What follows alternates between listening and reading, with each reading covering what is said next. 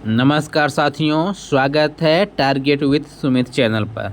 साथियों, UPPCS, RO, ARO और BEO की फुल लेंथ प्रैक्टिस सीरीज में यह प्रैक्टिस सीरीज नंबर 1 है। इसके पहले हमने 25 क्वेश्चन कर लिए हैं। अब 25 क्वेश्चन के आगे करेंगे और हम लोग 150 प्रश्नों तक पूरे सॉल्व करेंगे। चलिए तो स्टार्ट करते हैं। 26वां नंबर प्रश्न क्या बोल रहा है? डेटा गोपनीयता दिवस यानी डेटा प्राइवेसी डे के संदर्भ में निम्नलिखित कथनों पर विचार कीजिए। यह प्रतिवर्ष 28 जनवरी को विश्व भर में मनाया जाता है। वर्ष 2023 की थीम निजता के बारे में पहले सोचें, थिंक प्राइवेसी फर्स्ट। आपके पास 2 कथन दिए गए हैं, उसमें पूछ रहा है इनमें से कौन सही है। क्या एक सही है, क्या एक और केवल एक, या केवल 2, एक और 2, या एक या 2 कोई नहीं।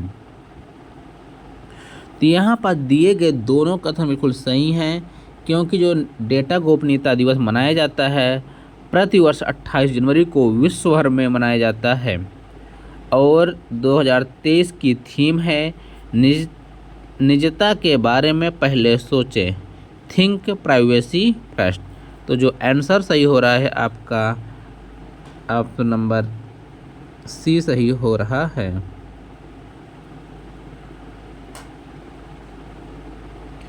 ओके, चलिए अगले प्रश्न की ओर चलते हैं। कुछ इसके बारे में एक्स्ट्रा जानकारी है, वो भी देख लेते हैं। प्रतिवर्ष 28 जनवरी को विश्व भर में डेटा गोपनीयता दिवस मनाया जाता है। इस दिवस के आयोजन का प्राथमिक उद्देश्य आम लोगों को डेटा गोपनीयता के प्रति संवेदनशील बनाना और गोपनीयता प्रथाओं एवं सिद्धांतों के प्रसार को बढ़ावा देना। और जो इसका थीम था, निजता के बारे में पहले सोचें। आइए प्रश्न संख्या 27 देखते हैं। प्रश्न संख्या 27 क्या है? ये बोल रहा है निम्नलिखित में से भारत का सबसे उत्तरी बिंदु कहाँ स्थित है? तो भारत में सबसे उत्तरी बिंदु स्थित है लद्दाख में। कहाँ स्थित है? लद्दाख में। जैसे आप देख पा रहे हैं, लद्दाख में। भारत में सबसे उत्तरी बिंदु कहाँ स्थित है? लद्दाख में। और जबकि दक्षिणतम बिंदु है इंदिरा पॉइंट। कहाँ? इंदिरा पॉइंट। और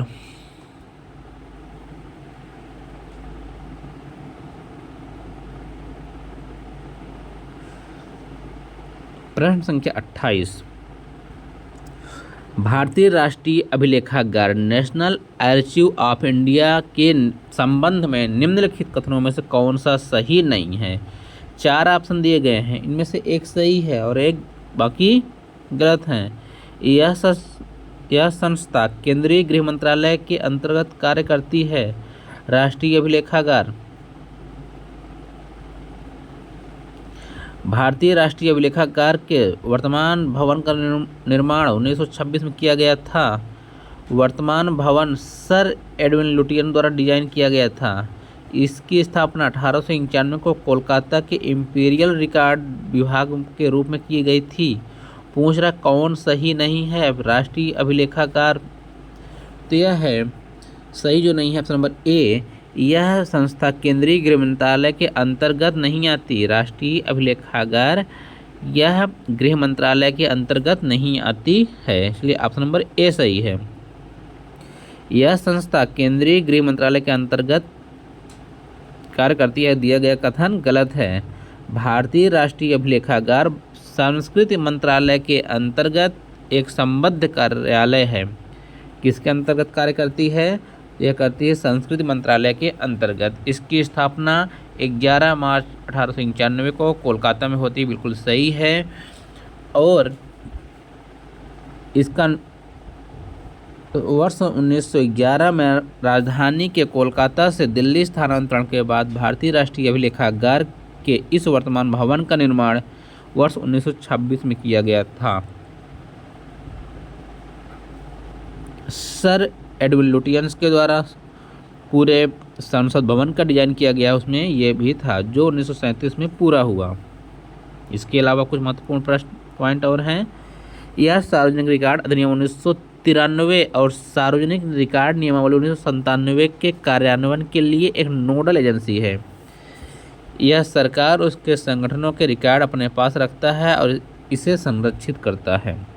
आइए प्रश्न संख्या 29, हिंदू सामाजिक संगठन की दूसरी महत्वपूर्ण संस्था अर्थात चारों आश्रमों का उल्लेख सर्वप्रथम किस साहित्य में मिलता है? तो यह मिलता है जाबालोपनिषद। किसमें? जाबालोपनिषद। Option number A. किसमें मिलता है? ऑप्शन नंबर ए, जाबालोपनिषद में। आइए अगले प्रश्न की ओर चलते हैं। कुछ महत्वपूर्ण फैक्ट देखते हैं पहले, उसके बाद चलेंगे अगले प्रश्न पर। हिंदू सामाजिक संगठन की दूसरी महत्वपूर्ण संस्था अर्थात चार आश्रमों का उल्लेख सर्वप्रथम जाबालोपनिषद में मिलता है। माना जाता है कि इस आश्रमों की कल्पना उपनिषद काल में ही हो चुकी थी, किंतु सूत्र काल तक आते समय यह व्यवस्था समाज को पूरी तरह से स्थापित हो गई। प्रत्येक आश्रम जीवन की एक अवस्था है जिसमें रहकर व्यक्ति एक निश्चित अवधि तक प्रशिक्षण प्राप्त करता है। चार आश्रम कौन कौन से हैं? ब्रह्मचर्य, गृहस्थ, वानप्रस्थ और संन्यास। प्रश्न संख्या 30, गुर्जर प्रतिहार वंश का सर्वाधिक महत्वपूर्ण शासक कौन था जिसका सर्वप्रमुख लेख ग्वालियर से प्राप्त हुआ? वह कौन था? तो यह था मिहिर भोज प्रथम। कौन था? मिहिर भोज प्रथम। कौन था? मिहिर भोज प्रथम। आइए देखते हैं कुछ। गुर्जर प्रतिहार वंश का सर्वाधिक महत्वपूर्ण शासक मिहिर भोज प्रथम, जिसका सर्वप्रमुख लेख ग्वालियर से प्राप्त हुआ। इस लेख के अतिरिक्त कल्हड़ तथा अरब यात्री सुलेमान के विवरणों से भी मिहिर भोज प्रथम के शासनकाल की घटनाओं का विवरण प्राप्त होता है। मिहिर भोज दो पाल राजाओं देवपाल और विग्रहपाल एवं दो राष्ट्रकूट राजाओं अमोघवर्ष तथा कृष्ण द्वितीय का समकालीन था। केंद्र के राजस्व घाटे से उसके पूंजीगत अस्तियों संबंधी अनुदान को घटाने के उपरांत प्राप्त आंकड़ों को क्या कहा जाता है? इसको कहा जाता है प्रभावी घाटा। क्या बोला जाता है? प्रभावी घाटा। ये है इसका प्रभावी घाटा। देखिए कैसे, केंद्र के राजस्व घाटे में से उसकी पूंजीगत अस्तियों संबंधी अनुदानों को घटाने के उपरांत प्राप्त आंकड़ों को प्रभावी राजस्व घाटा कहते हैं। इन आस्तियों में विकासशील परिसंपत्तियों से संबंधित कार्यक्रम यथा प्रधानमंत्री ग्राम सड़क योजना, त्वरित सिंचाई लाभ इत्यादि आते हैं। परंपरागत रूप से राजस्व घाटा सरकार की राजस्व प्राप्ति और व्यय के बीच का ऋणांतरण है। जो सरकार का राजस्व है और उसमें व्यय में जो अंतर आता है वही क्या है? प्रभावी राजस्व घाटा है। लेकिन प्रभावी राजस्व घाटा में केंद्र सरकार के वे व्यय भी शामिल होते हैं जो वह राज्य सरकारों को विकासशील परिसंपत्तियों के सृजन हेतु अनुदान के रूप में देता है। प्रश्न संख्या 32, भारत का संविधान भारत के सुप्रीम कोर्ट को केंद्र और राज्यों के बीच विवादों का निर्णय किस क्षेत्र के तहत लेने का अधिकार देता है? तो यह देता है सलाहकारी अधिनियम, सलाहकारी न्यायाधिकार। Option number B.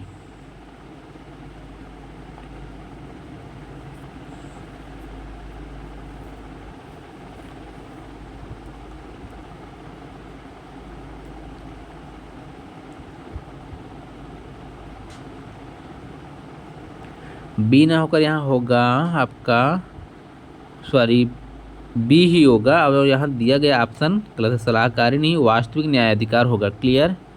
क्या होगा? वास्तविक न्यायाधिकार।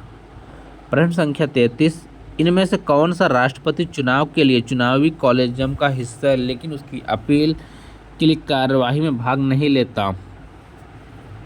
बताइए आप। तो ये है राज्य विधानसभा।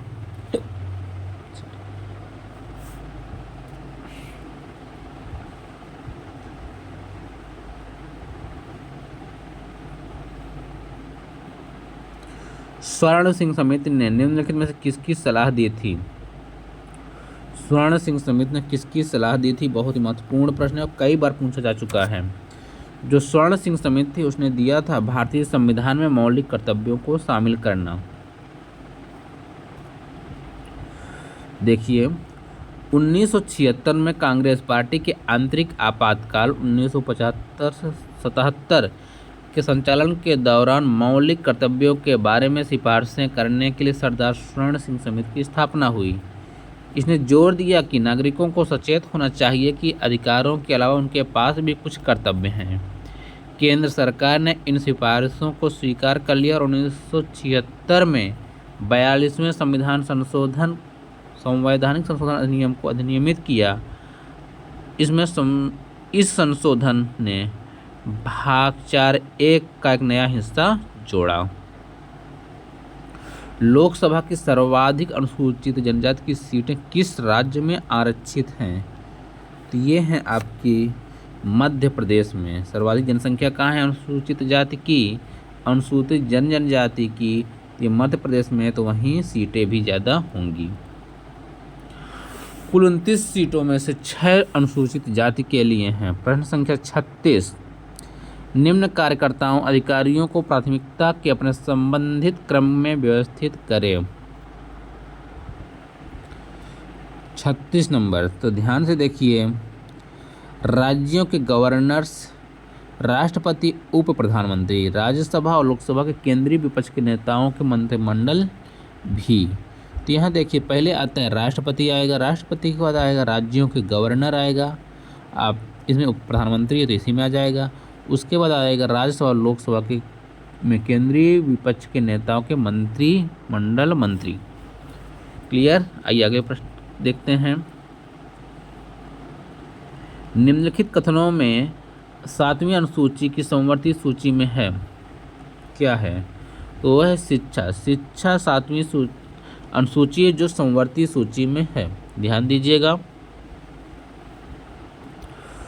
1976 के 42वें संविधान संशोधन के माध्यम से राज्य सूची के 5 विषयों को समवर्ती सूची में स्थानांतरित किया गया। इन 5 में से शिक्षा है, वन्य जीवों एवं पक्षियों का संरक्षण, वन, नाप तौल और न्याय प्रशासन, सार्वजनिक स्वास्थ्य और स्वच्छता, अस्पतालों और दवाखानों को भारत के संविधान की 7वीं अनुसूची की राज्य सूची में सूचीबद्ध किया गया है। कृषि भी राज्य सूची का एक भाग है। क्लियर? प्रश्न संख्या 38, समवर्ती सूची में कुल कितने विषय शामिल हैं? तो समवर्ती सूची में कुल 52 विषय शामिल हैं। कितने? 52 विषय शामिल हैं। भारतीय संविधान की 7वीं अनुसूची में 3 अनुसूचियां संघ सूची, राज्य सूची एवं समवर्ती सूची दी गई हैं। समवर्ती सूची में कुल 52 विषय हैं। मूल रूप से कितने विषय थे? 47 विषय थे, लेकिन अब क्या हैं? 52 विषय हैं। हाल ही में निम्नलिखित में से किसने स्वास्थ्य यानी हेल्थ को राज्य सूची से समवर्ती सूची में स्थानांतरित करने की सिफारिश की है? तो ये की है आपके NK सिंह। कौन किया है? वित्त आयोग के अध्यक्ष हैं NK सिंह ने किया। NK सिंह हाल ही में 15वें वित्त आयोग के अध्यक्ष NK सिंह ने कहा कि स्वास्थ्य को संविधान के तहत समवर्ती सूची यानी कंकरेंट लिस्ट में स्थानांतरित किया जाना चाहिए। वर्तमान में स्वास्थ्य राज्य सूची के अंतर्गत आता है।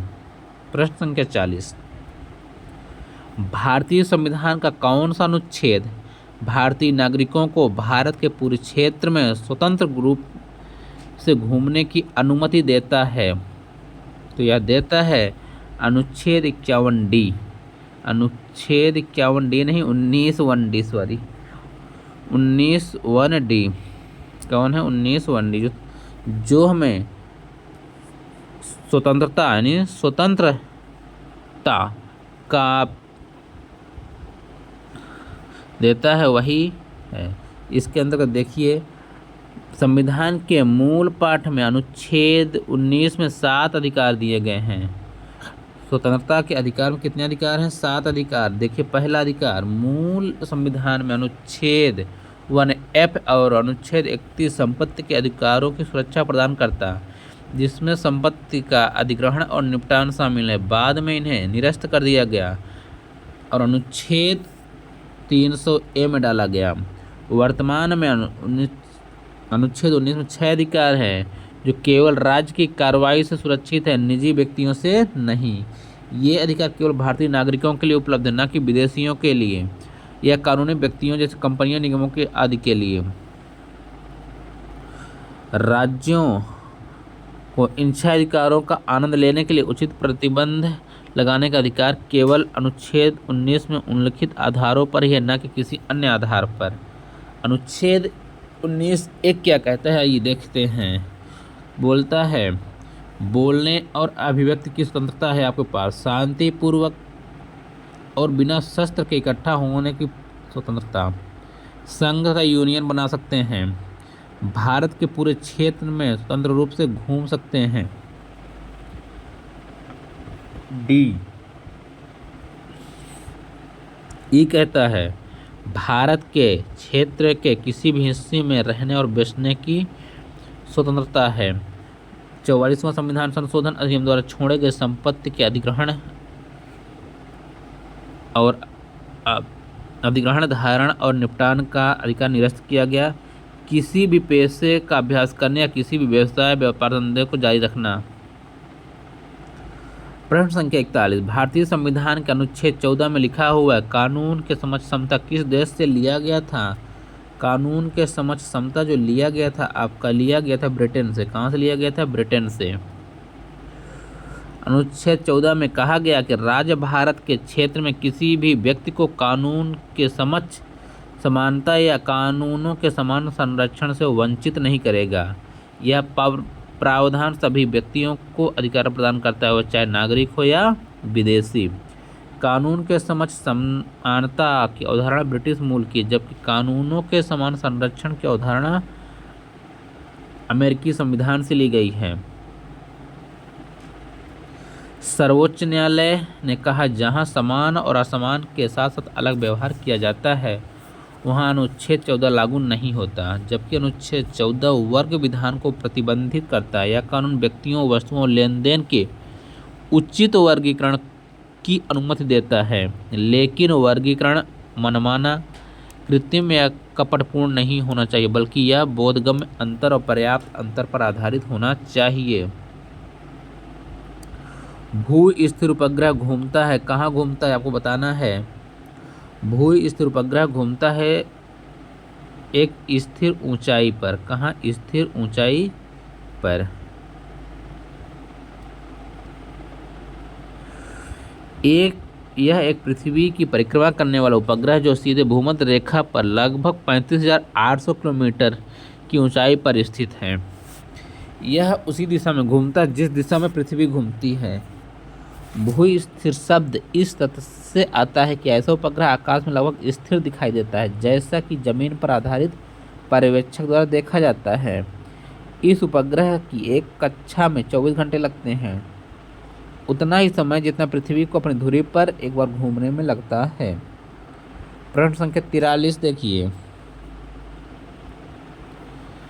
निम्नलिखित में से कौन सी जैव भौगोलिक सीमा इंडोमलय इकोजोन को ऑस्ट्रलेशिया वनस्पति क्षेत्र से अलग करती है? बताइए। तो ये अलग करती है लंबोक जलडमरू मध्य। कौन? लंबोक जलडमरू मध्य।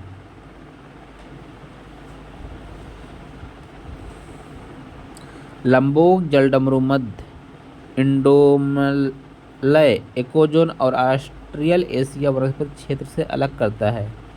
इस सीमा को वाल्लास लाइन कहा जाता है। प्रश्न संख्या 44, ब्रिटेन और अर्जेंटीना के बीच निम्नलिखित में से किस द्वीप को लेकर विवाद है? ये तो वो है फाकलैंड। जहां ब्रिटेन और अर्जेंटीना दोनों का विवाद है वो है फाकलैंड। फाकलैंड द्वीप समूह दक्षिण अटलांटिक महासागर में अर्जेंटीना के तट से लगा एक द्वीप समूह है। इसका कुल क्षेत्रफल लगभग 12,000 वर्ग किलोमीटर है। फाकलैंड द्वीप के पूर्व में दक्षिण जॉर्जिया और दक्षिण में ब्रिटिश अंटार्कटिका क्षेत्र है। इस द्वीप समूह के दो मुख्य द्वीप पूर्वी फाकलैंड और पश्चिमी फाकलैंड। पूर्वी फाकलैंड में स्थित स्टेनली देश की राजधानी है। यह द्वीप समूह यूनाइटेड किंगडम का शासी प्रवासी क्षेत्र है। 1833 में ब्रिटिश शासन की पुनर्स्थापना के बाद अर्जेंटीना ने इस पर अपने प्रभुता का दावा किया है। रेगिस्तान नामक मरुस्थल किस देश का हिस्सा है? जो रेगिस्तान नामक मरुस्थल है वो किस देश का हिस्सा है? तो यह है अफगानिस्तान का। किसका? अफगानिस्तान में रेगिस्तान नामक मरुस्थल है। रेगिस्तान नामक मरुस्थल अफगानिस्तान के कंधार से हेलमंद प्रांत में स्थित है। प्रश्न संख्या 46। पश्चिमी अफ्रीका देश गाम्बिया किस एकमात्र देश से घिरा हुआ है? आपको बताना है गाम्बिया किस एक से घिरा है, तो वह है सेनेगल। किससे घिरा हुआ है? सेनेगल से। कैसे घिरा है आपको देखना है। देखिए इसमें आपको देखना है गाम्बिया है कहाँ पर और वो किससे घिरा है ये पता देना है आपको। तो ये जो ब्लैक ब्लैक आपको दिख रहा है यहाँ पास ये गाम्बिया और यह चारों तरफ सेनेगल से घिरा हुआ है। क्लियर है? ये ब्लैक सा जो दिख रहा है ये है गाम्बिया और इसके चारों तरफ ये क्या है? सेनेगल। गाम्बिया उत्तर पूर्व से दक्षिण में सेनेगल से घिरा हुआ है। पश्चिम में इसकी समुद्री सीमा अटलांटिक महासागर से लगती है। गाम्बिया अफ्रीका महाद्वीप के सबसे छोटे देशों में से एक है। इसका कुल क्षेत्रफल लगभग 10,000 वर्ग किलोमीटर है। हमजा जो एक भूमिगत नदी है के संदर्भ में निम्नलिखित कथनों पर विचार कीजिए। हमजा इसे भूमिगत नदी की खोज 2011 में हुई थी। यह अमेजन नदी बेसिन के नीचे भूमिगत बहती है। आपको बताना है कौन से सही है। तो यह दोनों दिए गए कथन सही हैं, इसलिए ऑप्शन नंबर सी होगा। विश्व का सबसे शुष्क स्थान कहाँ पर है? विश्व का सबसे शुष्क स्थान है चिली में। कहाँ है? Chile. Option number B Chile. विश्व का सबसे शुष्क स्थान अटाकामा मरुस्थल दक्षिण अमेरिका देश चिली में स्थित है। यह लगभग 1,05,000 वर्ग किलोमीटर में फैला हुआ है। प्रश्न संख्या 49। निम्नलिखित कथनों पर विचार कीजिए। किनकी रोपाई की जाती? पूछ रहा है किसकी रोपाई की जाती है। तो रोपाई किसकी की जाती है? तो यहाँ रोपाई सिर्फ गन्ने की जाती है। किसकी? गन्ने की जाती है। किसकी की जाती है? गन्ने की। इसलिए ऑप्शन नंबर केवल सी सही होगा, केवल 3। प्रश्न संख्या 50। भूगर्भिक रिफ्ट अथवा भ्रंशन के कारण किस स्थलाकृति की रचना होती है? भूगर्भिक रिफ्ट के कारण आपको बताना है किसकी रचना होती है। तो यह होती है रिफ्ट घाटी की। किसकी होती है? रिफ्ट घाटी। ऑप्शन नंबर डी सही है, रिफ्ट घाटी। विवर्तनिक गतिविधियों के कारण उत्पन्न होने वाले भ्रंशन से रिफ्ट घाटी का निर्माण होता है। तो साथियों ये रहे महत्वपूर्ण आपके 50 प्रश्न। 25 कितने हो गए हैं? 50 प्रश्न। आगे आने वाले 50 प्रश्नों को हम कोशिश करेंगे एक ही वीडियो में ले, जिससे 100 तक पहुंच जाएं। उसके बाद 50 फिर लेंगे और 4 वीडियो में समाप्त करने की कोशिश करेंगे 150 प्रश्न। क्लियर है? क्योंकि यदि आपको पढ़ने में एग्ज़ाम देने में 150 प्रश्न लगते हैं तो हमें भी उतने 150 प्रश्न लग रहे हैं।